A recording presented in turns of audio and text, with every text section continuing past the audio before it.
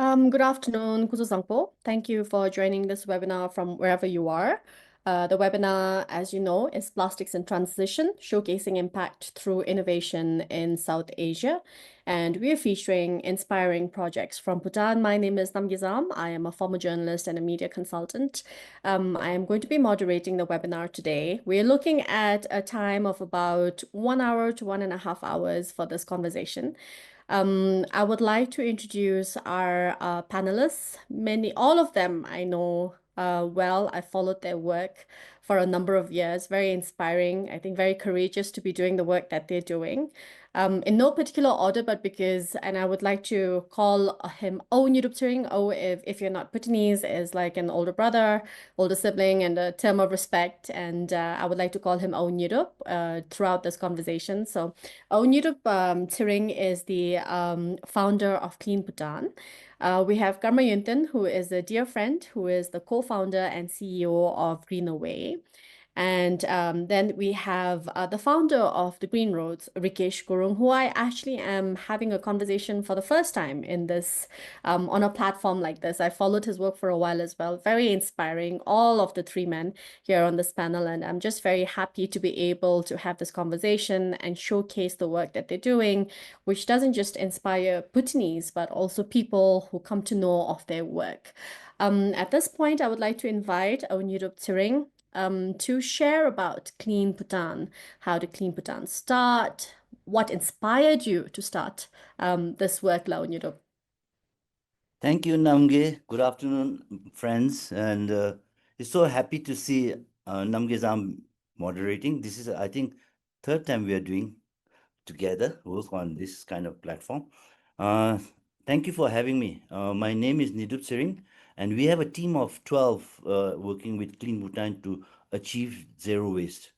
So Clean Bhutan is a non-profit organization, was registered in 2014 with the Civil Society Authority, and has been instrumental in instilling behavioral change, promoting environmental awareness, turning Bhutan's national vision of zero waste society into a tangible reality. That was our inspiring thing. So we did a lot of cleanup programs to inspire citizens to look at waste as not as a trash, but as a resource. And since 2014, 6 years down the line, we have conducted so much of national cleanup campaigns at the national level, at the local level, advocacy. But now we realize, last 4 or 5 years ago, we realized that I think we have to upskill, train, educate people to come up with innovative products from these trash. So that's where we have been working on it. And today we have shifted our focus to circular economy and innovation products using waste as resources. We work with university students, local communities on waste segregation, composting, recycling, and in close collaboration with the local government and municipalities. So in 2024, what has happened? We were lucky. We were given a grant from SAKIP under the Please project to establish a polyester wool making unit in Thimphu.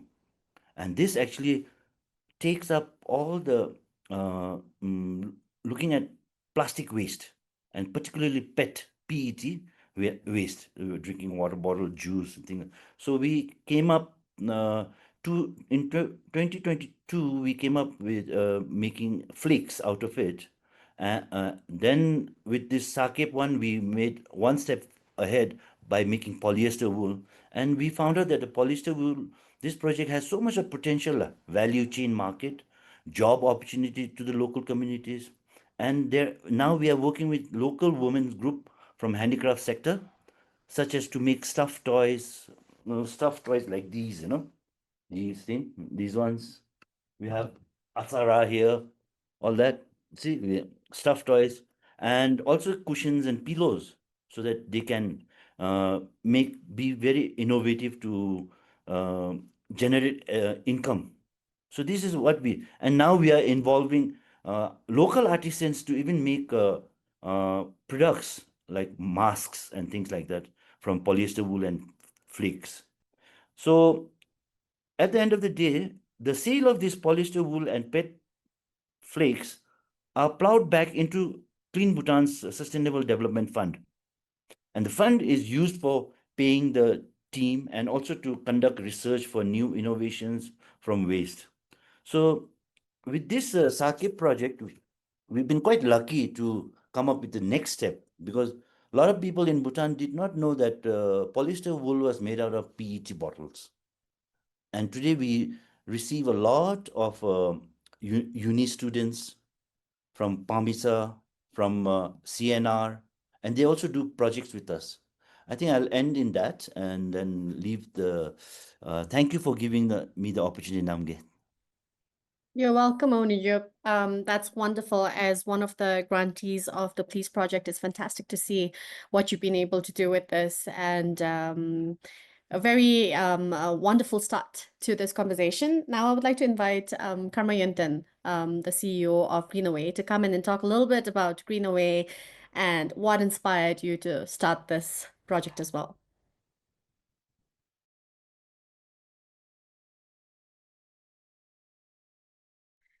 Karma, you'll have to unmute yourself. Thank you. Good afternoon, Namgay. Greenaway, as a private waste management company, we have been into municipal solid waste collection for a long time, and I can say that we are the pioneers in actually uh, making local government outsource the regular tasks that they do of municipal solid waste collection. We, as a private sector, saw an opportunity, to bridge ourselves and perform the municipal solid waste collection work, thereby, of course, established in the year 2010. Now is almost a decade and a half.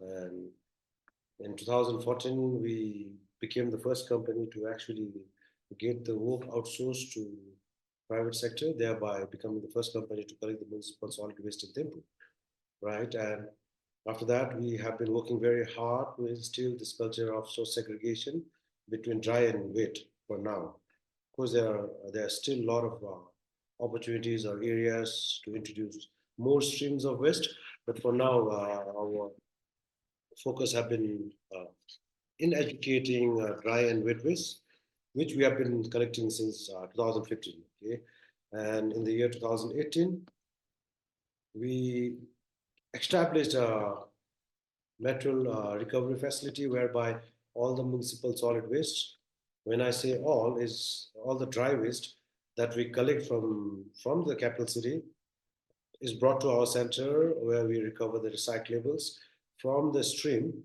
and we try to recover, or we recover it and then we try to recycle it.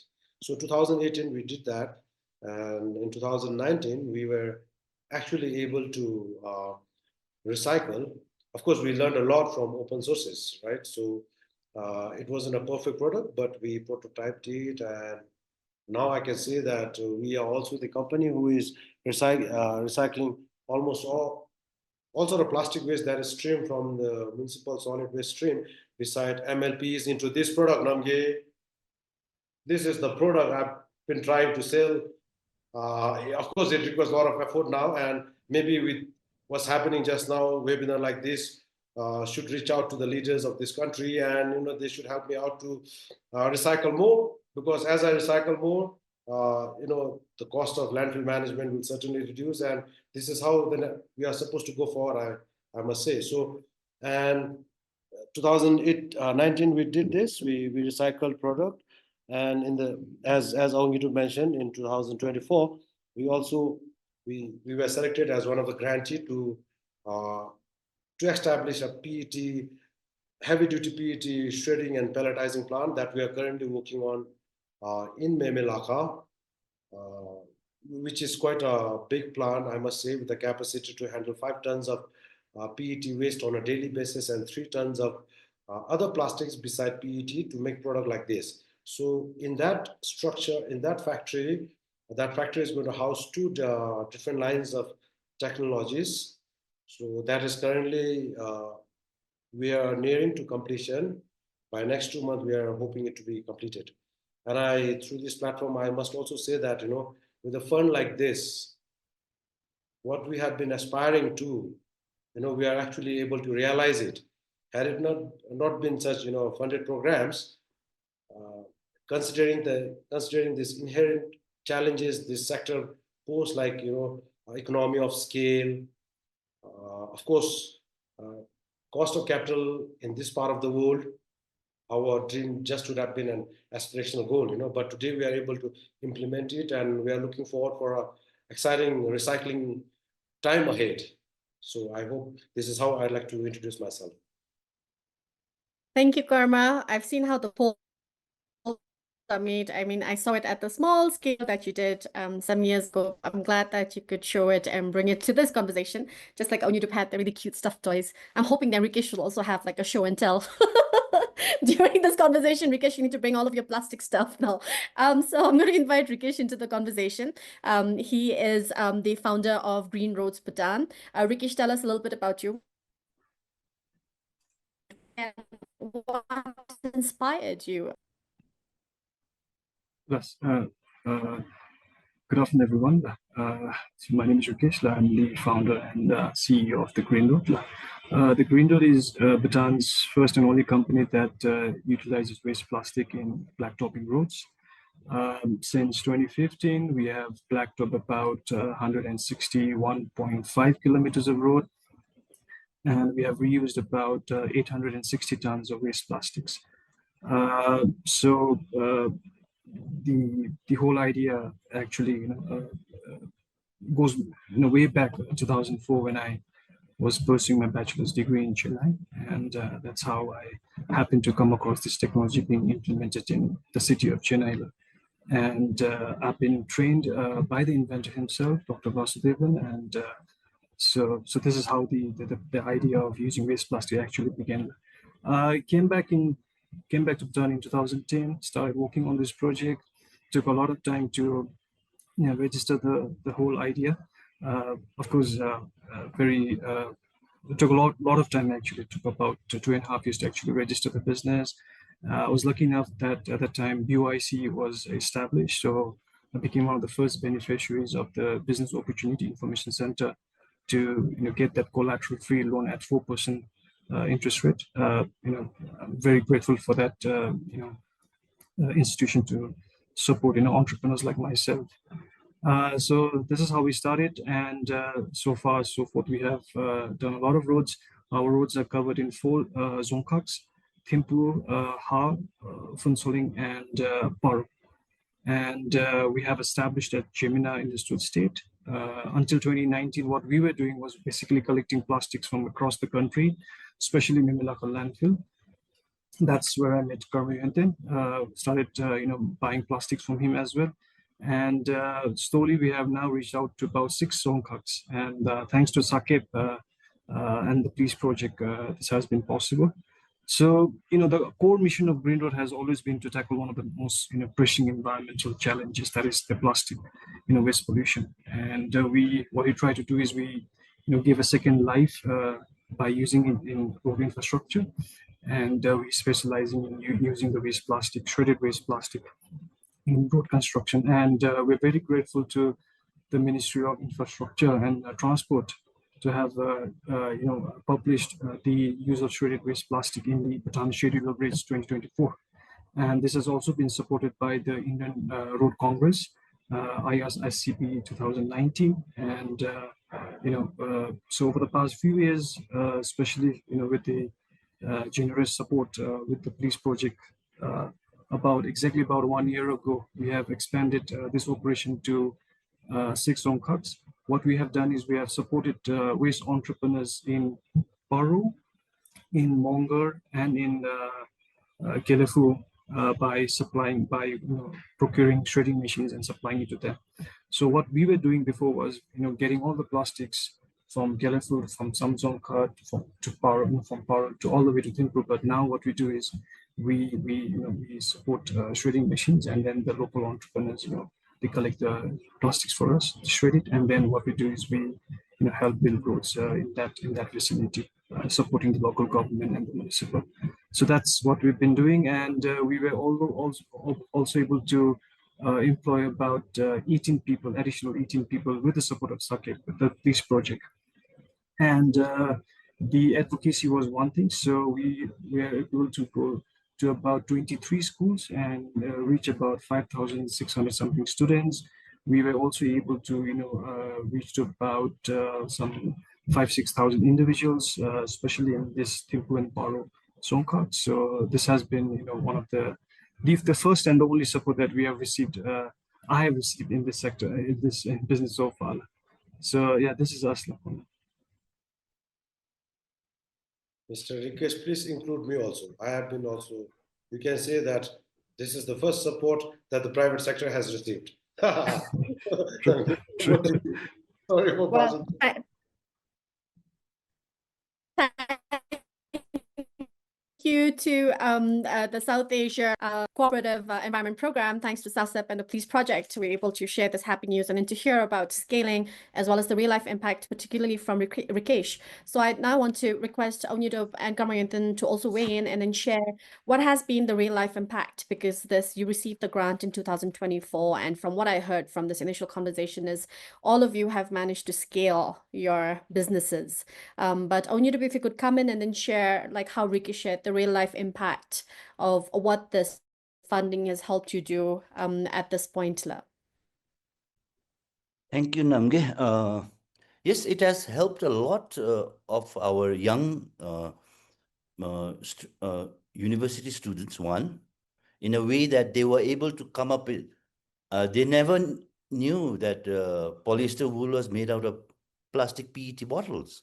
So they were like amazed with that. And then now, today, in CNR and CST, students come to our office to learn about these things. And also they're saying, why can't we make filaments for it?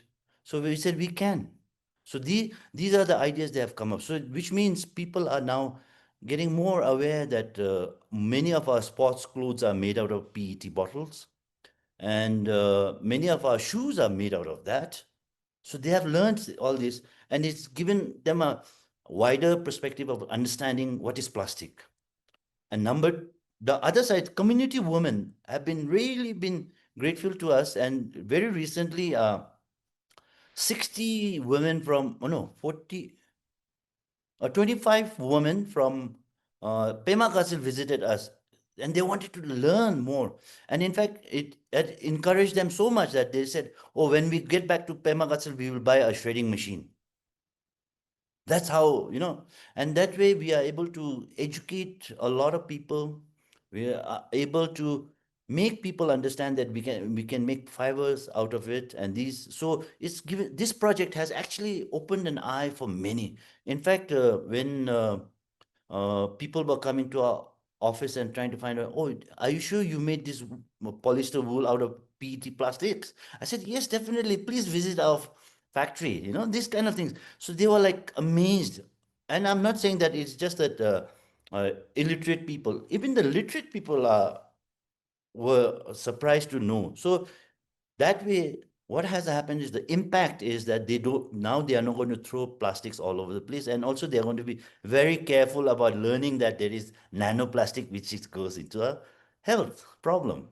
So these are some of I think I'll leave it to that. And then maybe my other colleagues could also see how, but I will be very happy to answer any questions you like. Thank you, Namgay. Yes. I love that, Nedup. I think also for me, I had no idea that you could make stuffed toys out of PET bottles. So it's not just students or like you mentioned, like literate people, but even as journalists, people working in yes, I think it's fantastic. I love this knowledge sharing and the gaining of knowledge and experience. I love the anecdote you shared about Pemagatsal. For those of you who've joined us on this panel discussion, Pemagatsal is one of the less developed districts in Bhutan. So then to have these economic opportunities as an option, especially for women, is fantastic, Nedup. Thanks for sharing that. Yonten, why don't you jump in now and tell us about the real life impact? Well, I can say from a greenhouse perspective, and someone who have been in this industry for last good long years, for us to make the waste management a sustainable business or recycling a sustainable business, we realize that we need to have something concrete in infrastructures, So that's how we actually propose to Sake for a real infrastructure project and technology. Thereby, we can set up a recycling plant, right? Now that we have so many CSOs who are working in synergy with a lot of us, a lot of education is happening. People are understanding this value in trash, but as long we cannot really derive value from waste material if there is no recycling plant. We need to also understand that uh, if we can really hit that recycling sector, then we can really educate people, then that's how we can also from our end as a recycling company, we can introduce good incentive for a lot of scrappers, aggregators, scavengers, rack pickers. I'm working very closely with a lot of informal sector. Of course, Greenaway as a semi-organized sector, we this industry has numerous or multiple uh, informal people working in the sector, which is very difficult to get organized. And often, since we do not have recycling sector, we are deprived of the fair international market price, right? Because we are subjected to a lot of aggregator across border. Okay, thereby for Greenaway, with our experience, we thought, why not we create a fair market price? We set up a recycling industry. Of course, as a recycling industry, we will have to seek a lot of support from government. So that is where our current work is in progress. But thereby, as we introduce our recycling sector, we know there's going to be a lot of series of beneficiary downstream, which we are currently working on. And this recycling unit, as I said, it wouldn't have been possible.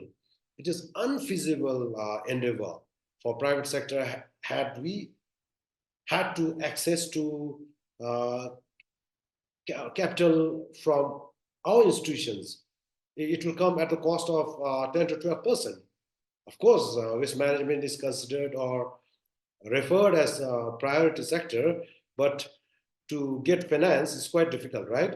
So that is one part. Again, economy of scale is not there. So thereby, we really thought later Greenaway should go for so economically organize this sector, right? So we have Nedup, we have BES, we have so many other agencies that have been doing a lot of footwork in terms of educating people. But there has to be end goal. There has to be something, right? There has to be someone who is not who has to do real industry work. So in a way, being in this industry, we thought, why not we take the lead there? Hence, our project was accepted, and we are working on it. So as I said, Namgay, securing 5 tons of plastic bottle from Thimphu is a Herculean task for us. 5 ton is a Herculean task. So we have to arrange a lot of supply chain has to be arranged all across the country. And in the meantime, I see ourselves, stretching ourselves, working with a lot of young waste entrepreneurs, scavengers, rack pickers, aggregators, bringing their collected PET to us. We offer them better price. We recycle it, make value add it, then export it, and if possible, downstream, maybe after 2 years, 18 to 24 months, we take one more step ahead by recycling it. But currently, we'll be recycling into something called rPET in Europe, recycled PET. But in India, Indian market, it is called PET granules. These are things that we'll be making out of it, and we'll be exporting that. Thereby, let me also share this, as many of our Buddhist listeners might be education for all of us. Bhutan being part of an international, a signatory to an international organization, we are not allowed to actually transship our PET scraps across the border. Believe me. And as a country, if we are not able to organize our own waste management, I'm like, we are we cannot do this, and we have to. So when I make our plastic scrap into rPET or granule, this becomes a resource to recycling plant in India. So we legally we can export that. But for now, whatever is happening, it is not happening officially. And I think as far as possible, as country develops, we will have to reduce such activities within our economy, right? So Greenaway is trying to take that forefront in at least in waste management sector. I hope I haven't reached all over the places, but these are a few things that have been always disturbing me. So answer to you. Thanks, Karmano, for highlighting some of the challenges. What I'm hearing is also a little bit of loneliness in your pursuit of trying to do something good for the environment while trying to follow your own passions. I also want Rikesh to come in. But before Rikesh jumps in, I just want to invite everybody who's come in. We have quite a few people now who've joined this webinar. I think there's about 28 of us. So in case you have questions, please feel free to raise your hand, or the easiest step really is to go to your Q&A and just type in your questions, or if you have comments, anything if you want to express solidarity with three of our very innovative Bhutanese men here, please do that as well. So you're most welcome to do that. We're going to take in questions throughout the discussion. We the last 30 minutes allotted for your questions. So it's going to be a back and forth, and I think it will be more engaging for you as an audience as well, that we just don't keep talking among ourselves. But if there's something you want to say, please do so at any point, and then I will take in your question and also read out your comments now. So Rikesh, let's tell us a little bit about your journey. Let's talk a little bit about challenges, because we've highlighted how the Peace Project funding, support has helped you do things that you thought wouldn't have been possible otherwise. But yeah, what has been your challenges? Because Yonten's pointed out several, right? What about yours? Yes, thank you. So, despite being a private company, we have time and again filled the systemic gap in Bhutan's waste management ecosystem. And the journey hasn't been far over. So just like what Karma said, in the past we were about some 30 waste entrepreneurs in the country, and I've been saying this again and again. Many of our friends, much senior to me in this sector, has actually left the country. And the international treaty that Karma was mentioning earlier was the Basel Convention and the Swachh Bharat mission policy that India came about. So unlike in the past where you were just allowed to sell your scrap, your PET bottles at a good amount of money, that has actually reduced, and that is why waste entrepreneurs, they haven't been able to make good money out of it. So some of them have actually shut down the business and left for better. So what we were trying to do, especially Grindle, was trying to fill that gap, and what we saw was an opportunity to come up with our own recycling sector in the country. So being able to provide a shredding machine to those waste entrepreneurs in that locality, and to be able to buy that waste plastic from them is something that we always wanted. For instance, the plastic that we use in road construction, the soft plastics, the carry bag, the Coca, YY, Maggie chips, packaging materials, even if you sell it across the border, it's just 1 newton per kg, just 1 newton per kg. But what we do is we provide 20 newton per kg now to these waste entrepreneurs who are collecting on our behalf. And what happens is, when they collect, they've been visiting schools and institutions now. And we have 76 different sources that we get our plastic swap. And under one source, we have 56 schools. So 56 schools across the country actually are giving plastics to us. And in the last 2 years, these schools have actually given us 26 tons of plastic waste.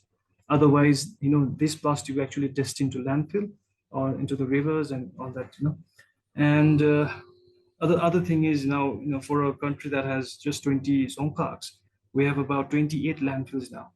And the only sanitary landfill that we have are in two zonkhaks only. And the waste management hierarchy, starting from segregation, you really have to prevent the waste, reduce as much as possible, recycle much as possible. That isn't happening, and that is why, the burden to the landfill has been increasing ever since. Memelaka, for instance, 2 3 years ago, we were not able to see the landfill when you drove from Dochula towards Thimphu, but now you can see that, very big landfill there. There was a command to cover the landfill with plantation with trees and bamboos. We tried doing that, but nothing grows there. And the plastic that Ongiru was talking about, 2 years ago, there was a publication saying that, in our lifetime, human beings, consume about 750 grams of microplastics, the nanoplastic that he was mentioning about. But again, last year, there was a new publication saying that it's not 750 grams, but 1 kilograms of microplastic. And I also like to, let you all know that a lecturer from CNR College, the College of Natural Resources, Yogita Dahal, she has a video uploaded in YouTube, and she has been carrying out this research for a while. She has actually found microplastic in fishes in Bhutan now, and that is concerning. Whatever that we import, be it your go, your fibers, whatever you wear, even the toothpaste that you use had this small glittering plastic. It says that makes your teeth very white and all that stuff, but it's actually microplastic that is getting into the system. So this has been a concern, and this is everybody's, fight to plastic pollution. Not, we are not against, plastic, but how we manage plastic, after you use it, it's a concern. So what the Green Note has been trying to do is, we have recognized the importance of, strong community ties and involvement of citizens in the waste management sector. Now, I'm so proud that Khastapchu, who is one of the leading, waste plastic collection, the students actually collects about 600, 700 kilograms of plastic every 3 to 4 weeks, and they sell it to us. And then kids are so, so much into this. And it's the kids actually who is going to, lead our country in future. And personally, I feel that our age, our generation has actually failed in actually really managing, waste at source. And this is something that we personally, all of us, in fact, are, very serious about, teaching the kids what is it like, working in the landfill. For instance, if I give an example of Memelaka landfill, like Karma and myself, we were told in 2016 that the landfill is going to be full by 2018, and that the JICA had to, cut down the trees and then excavate the whole forest by another 50 acres. And then they were ready to invest all the money that they had, but we were not really up to it. We said that you're going to keep on, excavating the whole mountain and then cut down all the trees. That's not, way to go. That's not a sustainable way to, really manage. So what we did was we tried to extract as much as possible from the landfill. I started extracting all the scrap plastic materials. Karma did scrap all the, papers, the hard plastics, and so on. And I think in the 2 years' time, about 1,000 tons of plastic was actually extracted altogether, the waste. And we were proud to say that we were able to expand the lifespan of the landfill by another 8 years. But again, we are back to same. We just have hardly 1 or 2 years left now. And many cases where, animals have died because of plastic indigestion. People, the animals, get into the, the landfill, and then they've been eating that plastic, and then, so many cases like that. So all in all, that's what we are trying to do. We are trying to, bring all the community together and then work towards a, common goal of really managing any waste, not just plastic waste, but waste at the source as much as possible. Again, really inspiring work, but some very disturbing data that you've shared that I think it's important for a lot of people to know. I understand how you're talking about how our generation, as millennials, we've we've really been horrible with waste, and I think you've highlighted a really important part of I think behavior. And then now we're seeing that maybe the younger generation can do better than the rest of us. And I mean, the three of you have been in this space for so long, and I see Nedup advocating tirelessly all the time. Karma, Yonten, how we haven't been able to reduce waste at source. This is like our conversation right now. The one we had is a perfect segue to our question from Professor Dr. AFM Sarwar. He's asked this question, so anyone can jump in at this point. I will read it out for you. What would be the economically friendly disposal of plastic materials from society? I think addresses, one of you can come in and talk about maybe waste at source. And how can we manage it to make a very good environment for overpopulated countries? I think we can take the context of Thimphu, and then, I mean, we know countries in the region, we're looking at India, Bangladesh. So how could we, does anybody have anything to say, if you want to answer this question at this point?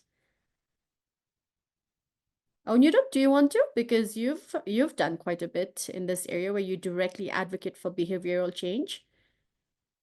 Okay.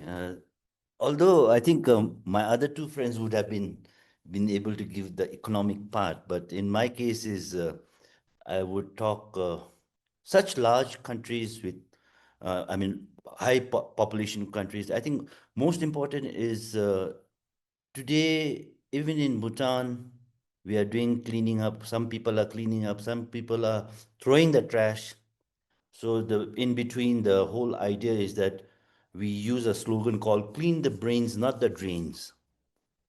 So, so this is where we are targeting, and our philosophy is clean the brains, not the drains. So for the youth, and also there's something called less is more. That these are the two philosophy we use when we meet with the younger generation and also the consumeristic society. So we try to educate with them. So basically, I'm not saying that we should not generate waste, but in any way everything comes back and things like that we generate. So I think it's about today. I just posted in my Facebook saying that the waste we collected from Deshipu was now not any kind of waste, but only carry bags waste, plastic waste. So which means we are not still not aware of that we should carry our own bags in order to go shopping. So that way we can reduce. But in the terms of economics, I think my other two friends would be very good at it because they are into this making money and they have been working for the last 12 or 13 years. So mine is basically just trying to get the next generation to become very mindful about everything you do. So it should be more of like you can see mindfulness should be the most important thing to work on these subjects. Thank you, Nedup. I really like that. Clean your brains, not your drains. Like, I personally don't advocate for having dustbins along hiking trails. I mean, who's going to go and collect that waste? I mean, like, Yonten doesn't want that extra job hiking up a mountain to go and collect that waste, because I feel like when we have these dustbins along the trails, we just encourage people to leave their waste behind. So I personally don't advocate for that. Like, I take your trash back from, like, if you've carried it, you take it back. Thank you, Nedup. Yonten, do you want to come in? I know you've been in this space for such a long time. And I must say also that personally, I've been, influenced by the job that work that Greenaway does, segregation of waste, a lot of Bhutanese, let's just highlight a positive aspect as well. Yes, we are horrible at managing waste. We don't think a lot about reducing waste at source. But I do think that over the last couple of years, Yonten, you can correct me if I'm wrong, but from what I've experienced and what I've seen and what I've witnessed, I feel like quite a few people in Thimphu are very serious about segregating waste now, also because it's been made possible by people like yourself. But yes, do you want to answer this question? Let me first let me clarify to all you two. Of course, we are looking to make money out of the sector. That's why I said there has to be somebody who thinks from industry level. And now, when questioned by Doctor regarding economic friendly disposal, as I said,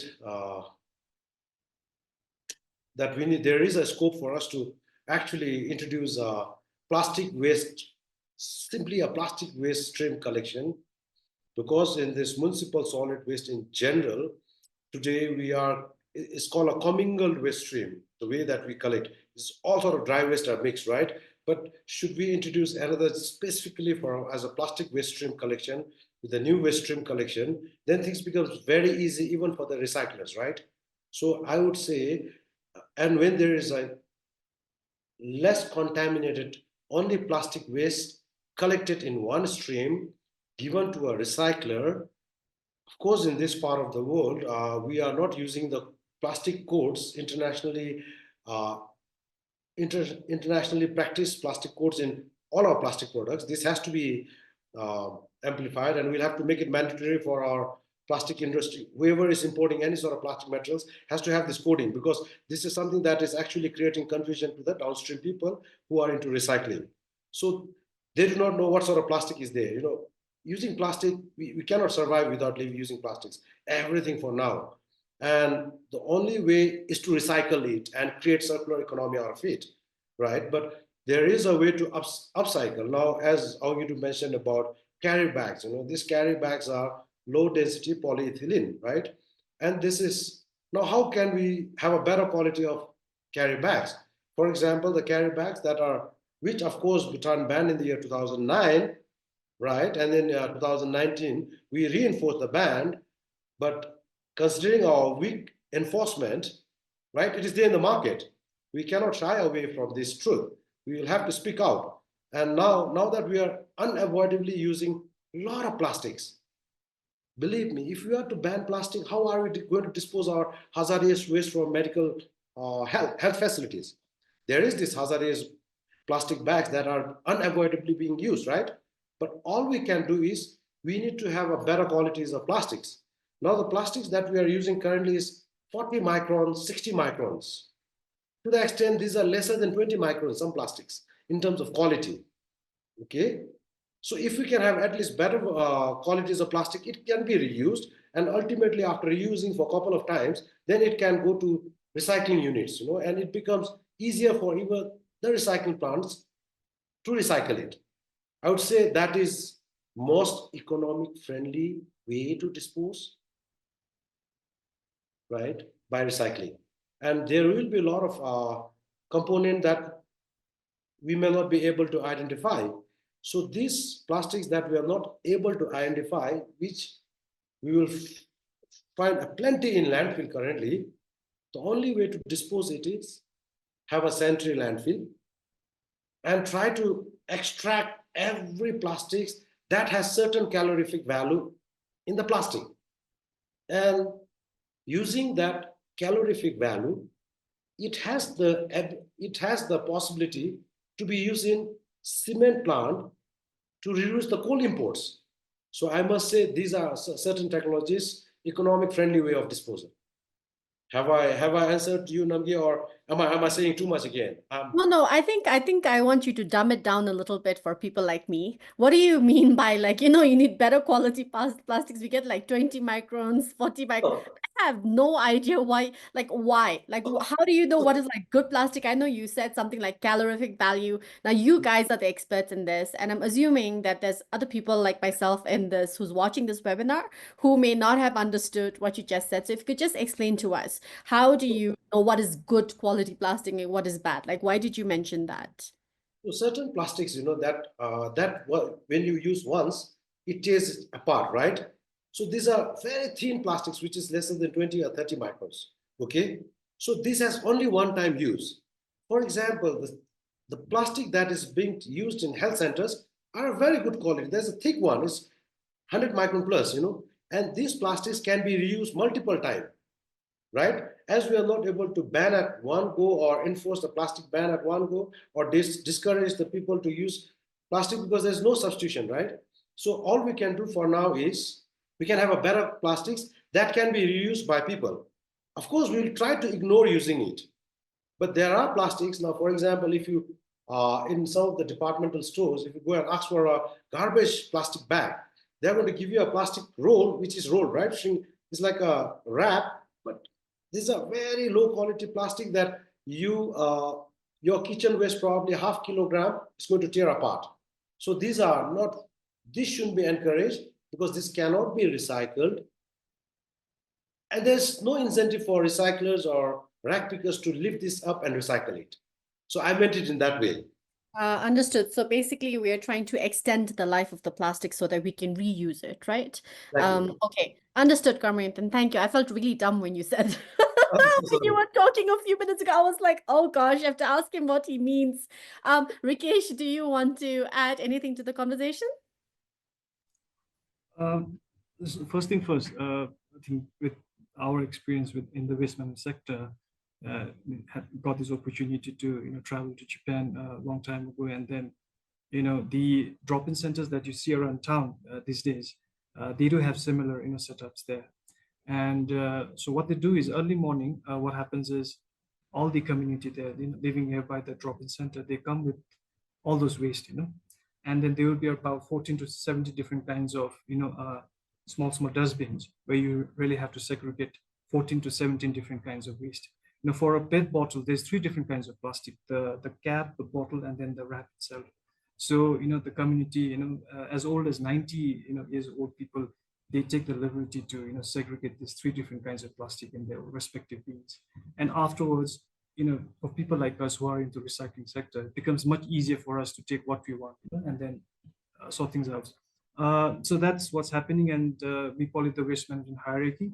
The disposal is the last way of actually, managing your waste. What happens in Bhutan is we dispose the waste, in the garbage truck. We goes all the way to the landfill and it's dumped there. And then people like us go there and then we scavenge what we want and we take it to a factory. That has to stop. It has to start from the source. And this is something that we are teaching the students. And unless they are not aware of what is actually happening in the landfill. For instance, I talk about the landfills getting bigger and bigger. There was a point where the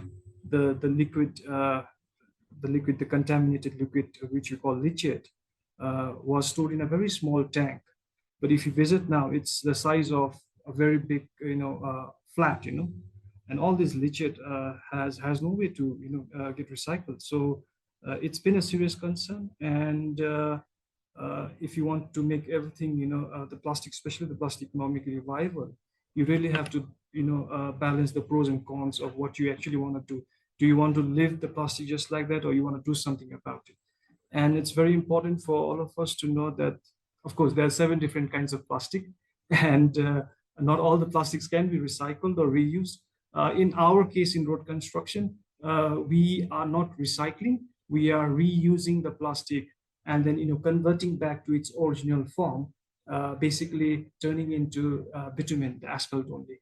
So that's how we've been reusing the plastic, and we will continue doing so. And for us, I think the ambition for us, I think for all of us, is to it's deeply rooted in 3S, which I just realized. It's scale, sustain, and support.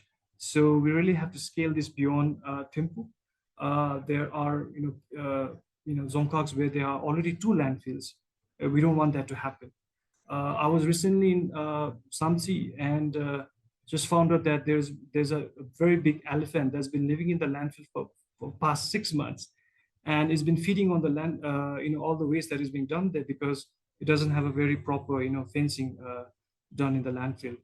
And of course, the cleaning campaign that we've been doing all along. We have a cleaning campaign that's going to happen on 26th, and I request the organizer to kindly segregate the waste when you clean, so that you can actually give us the waste that we would be willing to recycle.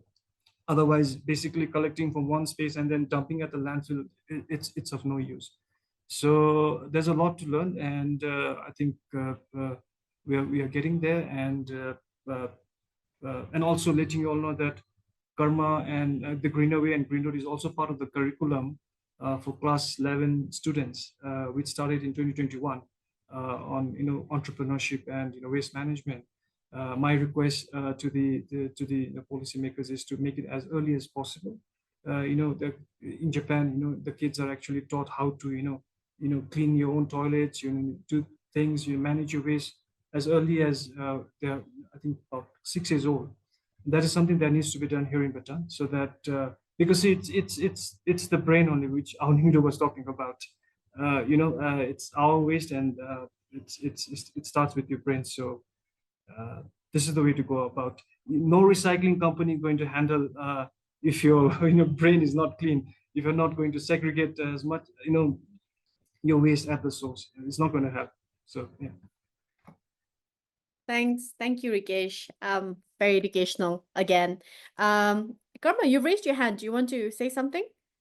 Yeah, I would like to say that we have come a long way, not greener way, but Thimphu as a society has come a long way. Of course, these are things that is out of sight currently, but I must thank people of this city who are actually segregating the trash. And as you said, there are a lot of these environmentally conscious people who actually tells us, introduce different stream. So we have been receiving overwhelming support from public. There's a ground swelling support from society. Now even there is a political will, and as I said, the garbage has actually waste management or plastic has drawn attention from highest authority in Bhutan. So things are going well, things are improving. Of course, there's a lot more to do and lot more to do jointly with public sector and private sector, involving private sector. Yeah, that was my view. Thank you for adding that, Karma. At this point, I also want to ask now, because all three of you have had more than a decade's experience in this area, how would you gauge your success, like your impact as being positive? I'm sure you'll have given this thought because, well, yeah, while you answer this question, maybe also bring in what motivates you to keep going, while you're thinking about, is it success? Have you measured it? Or what is it that keeps you going? Rikesh is smiling away there, but Nedup, let's bring you in. What's your measure of success, and what's kept you motivated this long and in this space for this long? Thank you again. My motivation is simply that I'm a retired person and it's keeping me active doing these things. And then I get the joy to be talking to the young people and trying to educate them what they want to learn about it. That's my motivation. And also, uh, another real motivation is support from the highest level. And that makes you feel that, oh, if I left it, then it's undone. So it's better to carry on as long as we are able. That was the motivation.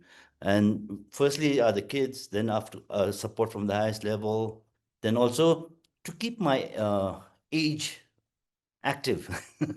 Since I'm in the senior citizen level, I've reached. So it gives me that more motivation to work on these with the younger people. That is the. Now, how do I measure the success is that I think I have not succeeded much, but I feel that I've been able to influence people to change their mind. And I don't know how it's called the reverse social engineering. You think the other way around. Why do I call this reverse social engineering? Is because in our time, our parents, when we used to say, mom, where should we throw this and this? She'll just say, oh, throw it in the drain. Right? I think, Namgi, you might remember all that and my other friends. But today, we cannot tell our children to throw it in the drain because it's a different dynamics of wastes, So that's reversing the whole system, social engineering. So now you don't throw it in the drain. We make drains for waterway, not for your trash. So that's why, and then people have been understanding that. That is what I feel that I've been able to educate a lot of people, and I've been motivated by young kids also with their innovations. That is another way. So that motivates me to carry on. And just 2 days ago, when people from Pema Castle, they were talking, I said, now it's time for me to retire. And this young gentleman who is only like 26 year old, who came all the way from Pema Castle to learn about waste, he said, sir, don't do that. So that again encourages me to work on it. Although I don't have financial gains, but there's a satisfaction in that, motivation. So that's and another thing I wanted to clarify about plastic. It's just not about one kind of plastic or two kind of plastic. We have, as Rikesh said, 7 or 8 categories of plastics we have. So I think we really need to again look at it from very different perspectives on the thing, how we manage different types of plastic differently. So that will be my take in motivation and success. I don't think I've been successful. I've just been happy. That's it. I think you're being too modest, though. I think being able to change people's minds is one of the hardest things to do. And you've been able to do that. And then you modestly say that I don't think I've succeeded. But I do think that there's been quite a bit of success in that area. Tashteleo. And I don't think you should be retiring or stopping anything right now. I mean, you still, I don't see you as a senior citizen. I don't know if Karma or Rikesh sees you like that, but like, oh, Europe's like going to be around forever. Thank you so much. Karma, what do you have to share when you talk about motivation and success? I know you're very hard on yourself, like because you're my friend. And at this point, for all of you who've joined this webinar, all of us are based in Thimphu. Thimphu is the capital city of Bhutan. It is the most populated. We have more than 170,000 people living in Thimphu city. I know by comparison to other capital cities of the region, we are very small. But for all of us who live inside Bhutan, Thimphu is a big city now. I'm just providing you some context. Yeah, so Karma. Tell us, how do you measure your impact or success? Or have you measured it? Firstly, you're not a senior citizen, okay? I started Greenaway when I was running 26. I was a young man. But today I'm a middle-aged guy. As I built my company, I've also built my family with 3 kids now. I'm a father of 3 kids. And it's very sketchy to say whether I'm successful or not, because we have so many careless creative content creators these days that they would pick up any time and start posting it, calling it for so much of negativity. So it's quite sketchy. I have always hesitated to mention that. But certainly, I would like to highlight to you what motivates me. In this industry for a decade and a half, while building the company, my family has given life in this sector. I had my wife working in the sector, my family is working in the sector. They thought I can make economic out of it, right? And there are people who have been working with me since day one. Since day one, they have been working with me and they have believed in my dream. And there, in this sector, there are people, and who normally works in this sector, people who are actually totally ignored, or people who do not have that ability to work in other professions, right? Ignored sector.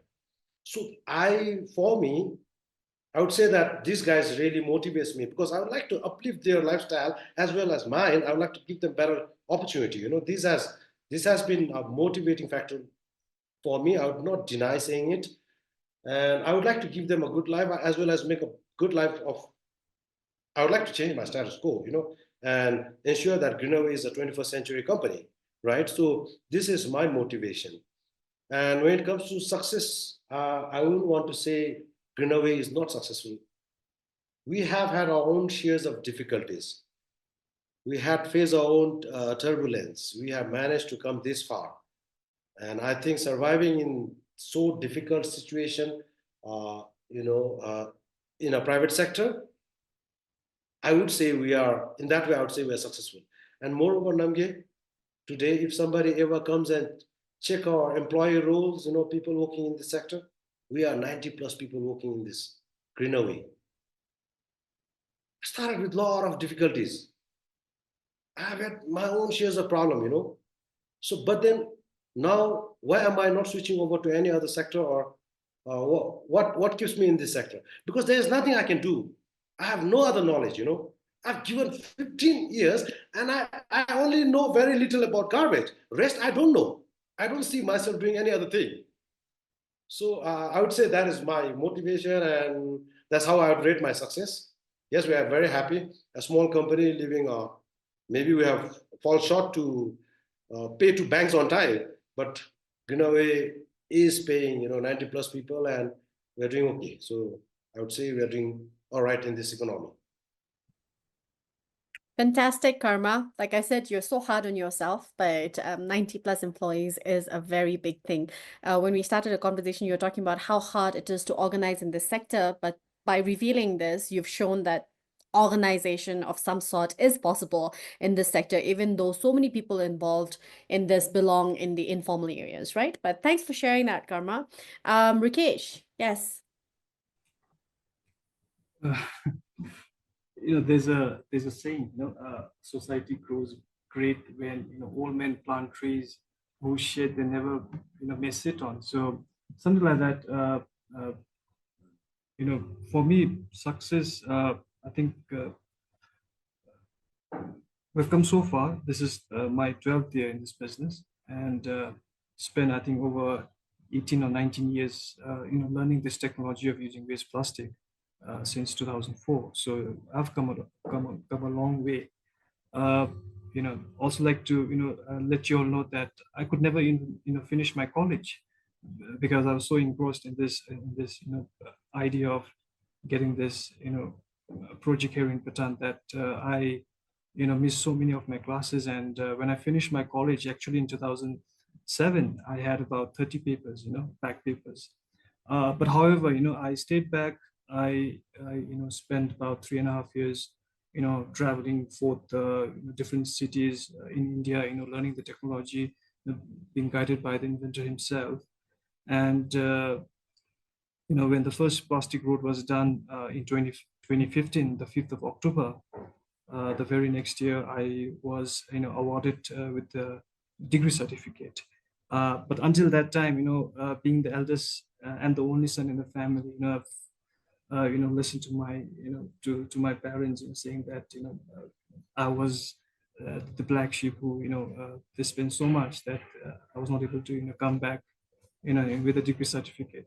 So, but keeping all that aside, I wouldn't say that we are successful, but just like what Karma said, we have provided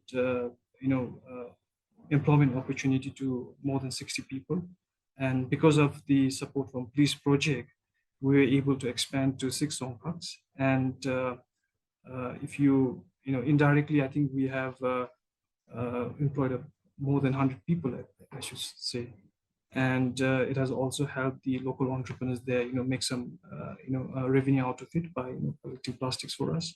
So this has been the motivation for us to go further.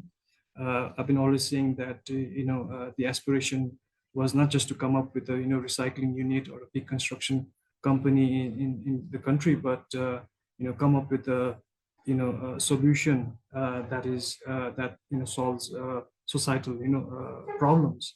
So that has been the main motivation. And of course, like Karma said, I have 2 sons, and one is 10, one is just 5 months old. They are the motivation, and of course, having support from the highest authority, their majesties, Her Majesty being the patron of the environment. For I think the 3 of us, that has been the main source of inspiration and motivation for us to continue. There has been a lot of financial struggles. Even now, there is a lot of financial struggles going on, but but Karma and I, we try to spend about 5 to 10 minutes every day. We talk to each other, we share our problems, and after the 5 minutes, we are back to we are back energized. Want to start a new day again. So there are small things. Of course, when I started, I told myself that, oh, I'm gonna make good money out of it, and I love riding bikes. I thought I would buy myself a nice bike, but that is long gone now.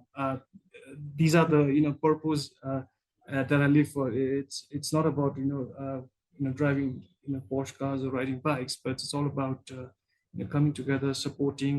I just love it when kids are so into waste management.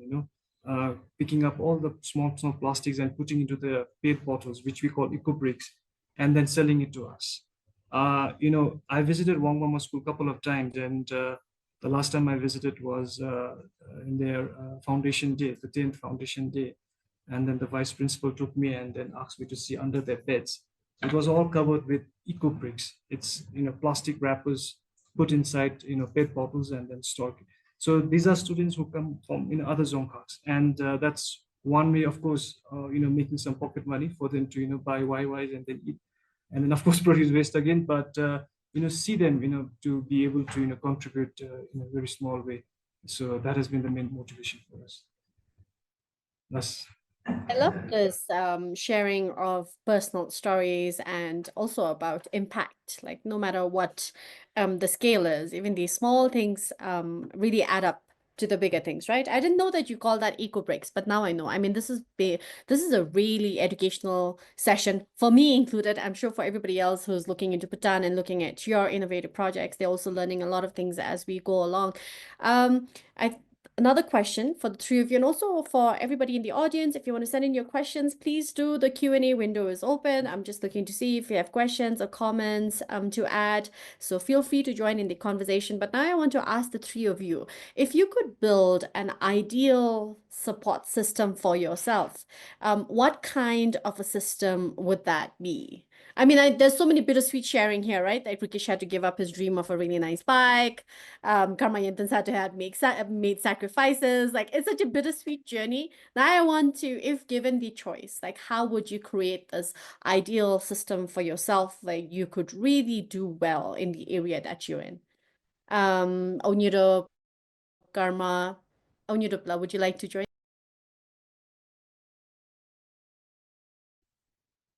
I think I really dream about this utopia kind of ideas to come in, but I know it's not very practical. So I think we have to make certain sacrifices to balance the whole situation. That would be my ideal situation, because plastic was invented or discovered for a better purpose in to replace cutting off wood that makes all the paper bags, So this is a chicken and egg situation. So, but I would still feel that it is, I would think that everybody should be very mindful. And if every person takes it seriously, I'm not saying that we should ban plastic or we should not use plastic. I think we should be using it very mindfully. As Karma Yonten said, there are good plastics and bad plastics. For example, like uh, in the town, there are these black plastics. Those, I when I go to the shop, I tell them, please don't use this for food packaging. It's one of the most toxic plastic you can ever get. Should should you use plastic, use the transparent one. And that is, there are toxicity, but not as bad as the black one. So that's the grade of the plastic. So um, I I would always put that in that situation because I don't think we can ever go back to the primitive stage where we don't want to do anything, we don't want to have anything. Now we have to move forward. As Guru Rinpoche says, we have to move with time. His saying was that. So I think we should move with time, but with very mindfulness. And I think that would be my whole idea about situation of the entire humanity system, no? Mindfulness and move with time. I hope that makes sense. Of course, Onyuro, thank you for bringing this very Buddhist perspective on waste, about being mindful. I guess you mean be mindful about how much we consume and how much we're wasting, and mindful about the kind of plastic that we're using. So that's really wonderful sharing, Onyuro. Thank you. Karma, what about you? The ideal situation. Yes. Well, we have the most ideal policies. Okay. We need to just get it executed or get it enforced. For example, my most ideal situation, I will not want any plastics to be littered in the drains and to the rivers of Bhutan, which is so pristine, right? And in order to have it, we need to actually invest a lot in waste collection, education, disposal facilities that we already have, like drop-off centers. We need to enhance such collection systems and more such facilities. Thereby, then we also have a policy whereby if people are not cooperating, they fine, right? We have this penalty systems also in place. But if you are not going to provide any facilities, then penalizing people is also not morally correct. Now, as you said, we wouldn't want to have a dustbins in the trails, right? That is acceptable. Trail people who are going for trails, they are supposed to bring it back. This education is supposed to be, we have to instill this culture. But now for right in the middle of city, Northern Lam, Changlam, in stretches like this, we need to have more of a communal bin so that when people walk, there are a lot of footfalls, right? So there has to be certain facilities for people when they eat something, a disposal point for this. So that is what I would say, because after having it filled, then there has to be proper mandate for a collections service provider to lift it and dispose it. I would rather prefer to see plastic in the landfill than in the rivers or the drains. That is affecting everything, and what we have, what we value or what we have the most, we are even polluting that, right? So that is how it is. An ideal situation for entrepreneurs like us, we will want to get access to what is there in the policy, what is there in the waste management strategy. In 2019, I believe in the strategy we had already, and we have already penned down that we are going to have a waste management revolving fund. But is it there? So these are things that we really need to get it executed, then only in paper. So my ideal situation is to have everything that has been done in policy get executed. And for that, accountability and responsibility, then only we can take responsibility, right? And accountability must be there somewhere, whoever is part of it, right? So that would be my ideal situation. And that way, I think Bhutan is doing great for now, but we need to do better.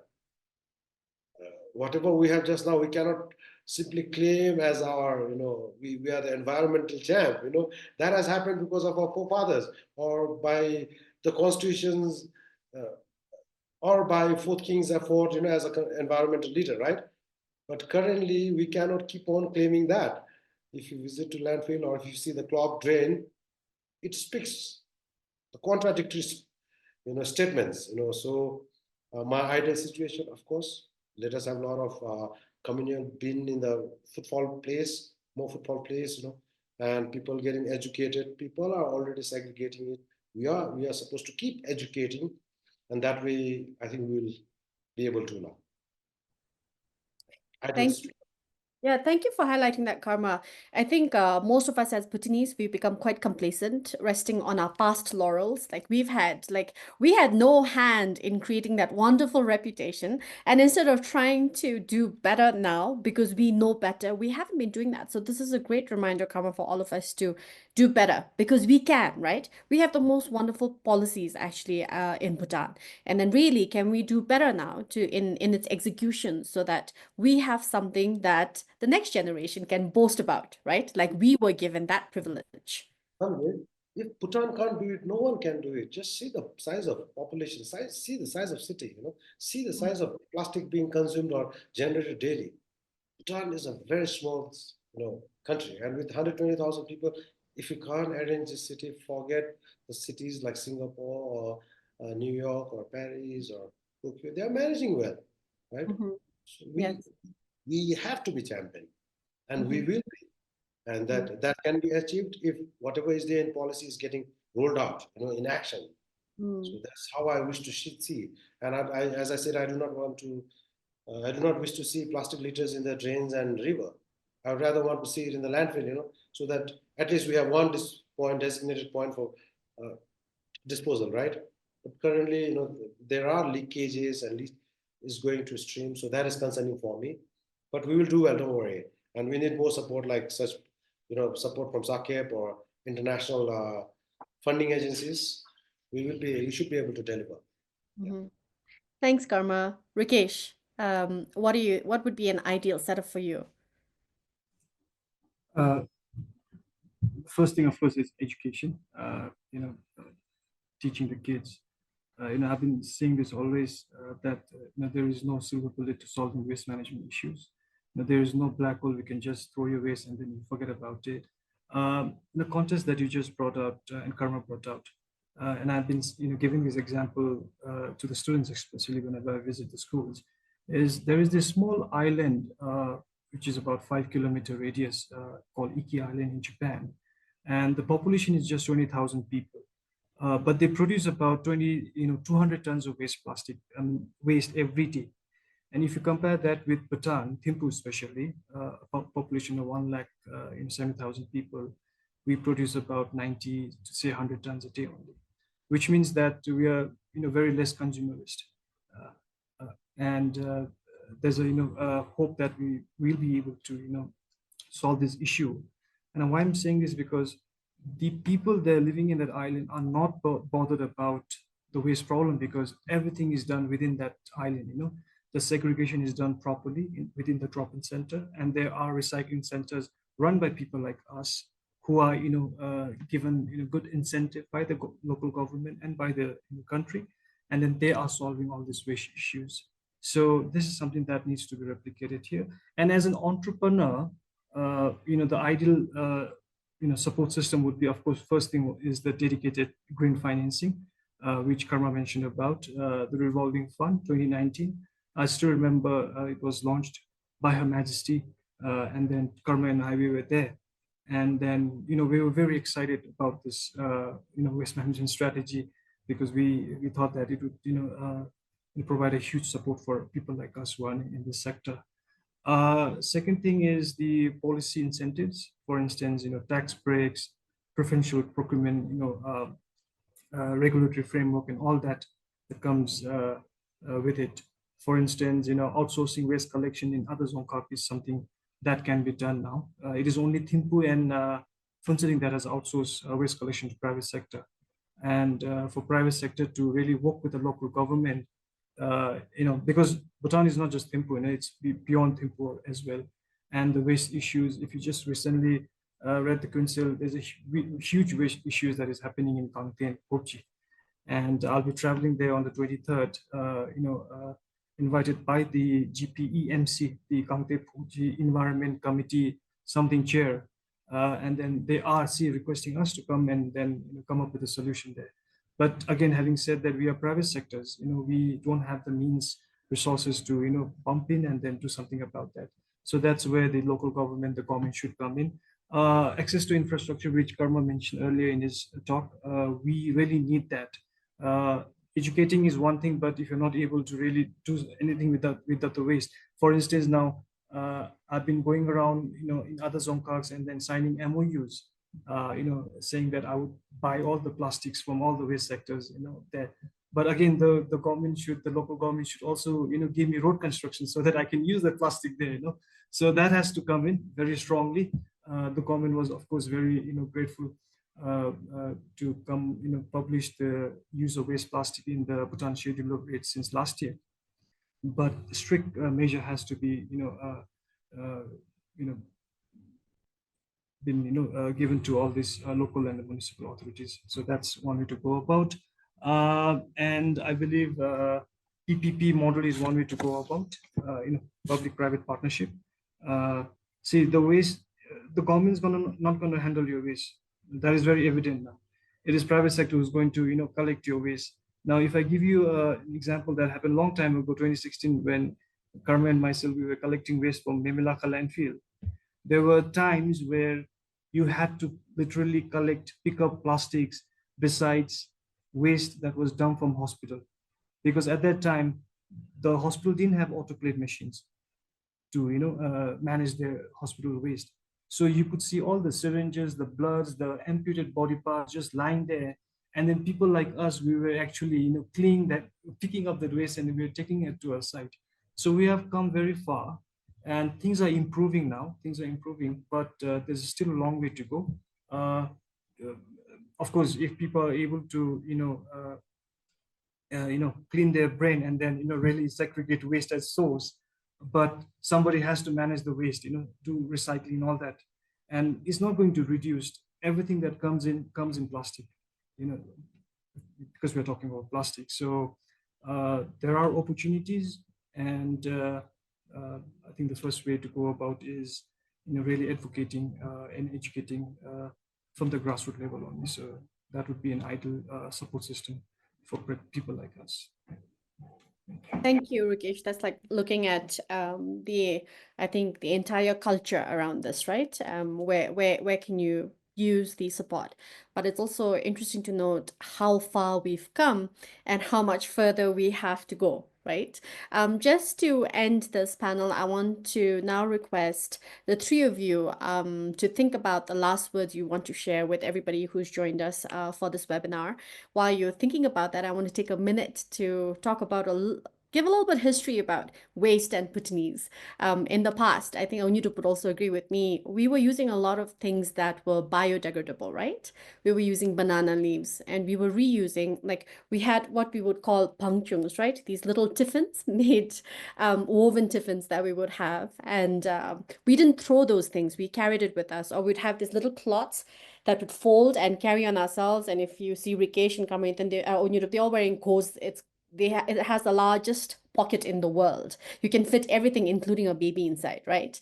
And basically, we would carry this. We were doing a lot of reusing in the past. And what happened was all of these biodegradable things were replaced by plastic. This is why when Nedup was like, oh, where can I throw this? Your parents, I was like, oh, throw it here, throw it there. Because in the past, that would decompose, right? And end up on the earth in its natural form. But now you fast forward to present day, we're using a lot of plastic. If you throw it like that, then we're going to end up with a kind of waste problem that Rikesh just shared in Gangte. Gangte this is a UN heritage site, Pobjika. It's very close to the endangered black-necked cranes, and it's a beautiful place in Bhutan. And then to think that now we have this waste problem is highly concerning. And Rikesh also pointed to the fact that we have to accept the reality that plastics are not going to disappear, right? This is just going to increase as more of our things get packaged. We want things to be easier, they can be carried easily. So it's just going to be a part of our lives forever, and we have to accept that. So, but how do we manage that, right?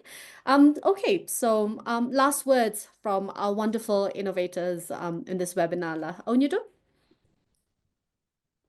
Thank you for giving me the opportunity again. And I think with this, see, when we are talking about, my other two friends were also saying like, it's all about boils down to funding and things like that. So SAKIP with the World Bank and all, they have been very forthcoming with these kind of programs. And I think my thing would be from my own experiences that I will just share a little bit of experience saying that when I go to the Bhutanese people saying that can you donate certain amount of money because we want to do waste management, and our Bhutanese colleagues would say, no, I'm already paying taxes for your waste management, right? That's one. Number two, when we go to the outside world and to a lot of our friends, they say, oh, I think it's the Bhutanese waste. I think the Bhutanese should take care of it. No external people should take care of your waste. It's like going to your house and trying to sweep your house. I don't think that's a very offensive way of saying it. But I think here SAKIP has and the World Bank has put in nice model, that they can get the money, they can get funds, and then pump it into these SAARC countries, so that it makes, then we are all collectively doing it, and so that they can bring in like how they have done with the police project right now. So I think they can even mobilize more and then make things happen here in Bhutan or even in the SAARC countries, because SAKIP is part of SAARC, Secretariat. So I think my request would be if SAKIP could do that mobilization and put into all the other countries also, not only Bhutan, but also other countries in a way that we all do a very collective way. That would be my thought for the day. Oh, wonderful. Thank Thank you. It's always about collaboration and partnerships, right, Lao? Thank you so much for sharing that. Karma, your last words? My wish, of course, profoundly grateful for what has happened. I feel very much blessed to be Greenaway as a grantee, to to receive such a huge grant to organize the sector, and as an industry, we are setting it up, and certainly this momentum could be continued, and grateful for what has happened. And other wish would be certainly, if I'm not able to, market or sell my product, right? This is very much worrying for me. So hence I've been going a lot to offices trying to sell my product. So when I can sell product, I can recycle more. When I can recycle more, there is incentive for people who are collecting it, right? So that way sector gets organized. So my wish is to create circular economy model for this waste management, and in the process, government in the long run, when I say government, in the long run, all of us will be saving huge social cost that is already being incurred in landfill. And currently we are spending a lot, and of course it's never, numbers are huge. And the way people are paying taxes, maybe someday, if people can be more responsible and start asking, why pay so much of taxes when there is a solution. So this is how I wish. And lastly, I would like to thank World Bank, Sakib. It wouldn't have been possible for me to achieve this, what we are doing, without their support. I'm telling you, not in my generation, with the way economy of scale and cost of borrowing is here. Thank you very much. Rikesh, your final words? Very true, Karma. So before I, say that, I just wanted to share, we were actually so pumped up because of the support. And for us, we had set this target to Sakib, saying that we would collect this many amount of plastic waste and employ this many people. So our target for 6-7 months was to collect about 12 tons of plastic only, and then employ about 8 people. But we were able to collect about 56 tons of plastic waste and then recycle all of it. Okay, so we have gone beyond, because we were very excited. The support came in, and then especially with all the country team office here, the UNOPS, Sakib, Peace Project, everybody coming together. I just like to reiterate the 3 things that I said earlier: is scale, sustain, and support. We want to scale our projects in other Zonghaks as well, because while doing that, we will be able to support the local entrepreneurs there, and that has been one of the vision, the mission of Green Road, to support and then of course collaborate, which is very important, especially in a small country. We really want to sustain the waste collection, processing, and then process into viable livelihoods, not just build roads, but do more than that. And we want the government and the local agencies coming forward and supporting our cause. So that is, and then of course the DG is here as well, listening to us. Sakib, really grateful from the 3 of us, from all of us, working in Green Road, Green Bhutan, and Green Away. I'd like to really thank you for this very timely support. And we want another round of support to really scale beyond and go beyond, the 3 Zonghaks that we have supported, because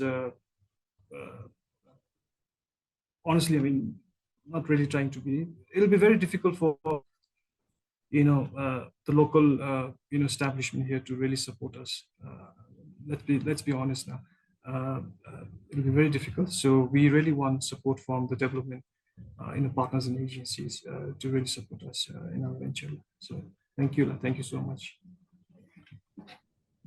Thank you, Rikesh, for speaking on behalf of your friends in the waste sector. And I just want to thank the South Asia Cooperative Environment Program and the World Bank for making this possible for the people I know and I've admired for a very long time. I know how I've actually seen Karma Yonten go through the phases of this funding before, in between, and now after, like literally, like very, I've looked at it very closely, witnessed it very closely. And I just want to thank everybody who's made it possible to do waste, help the waste sector in Bhutan. And I'm just so inspired again by all of your stories. I've followed all of your projects for a very long time, but then to be given this opportunity to visit your projects again, to understand it at this depth, it's been really wonderful for me. It's I am sure everybody who's going to see this later on, and yes, my son is trying to enter the webinar. I'm going to keep him out of it. But I hope that, I mean, it this conversation reaches kids like him as well, you know, like how Rikesh is doing this fantastic work with school children. For me, I've always told Karma Yonten, I want to go and see the Memelaka, landfill. Like when Rikesh tells me there were like amputated body parts at one point, it's like horrifying. Like Karma never shared this with me.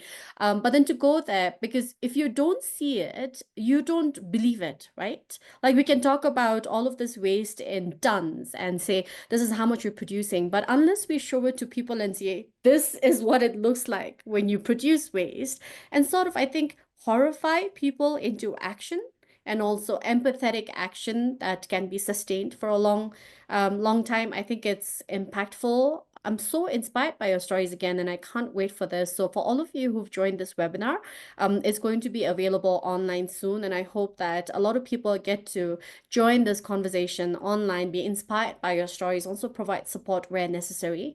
Thank you again to Sasif for allowing me to moderate this webinar. It's been such an educational, inspiring webinar for me. I feel like there are little things that I want to do already. I'm so inspired to see how can I support as somebody who's in the media space to try and amplify the work that all of you do, the message that you have to share with everybody, not just in Bhutan, but also in the region.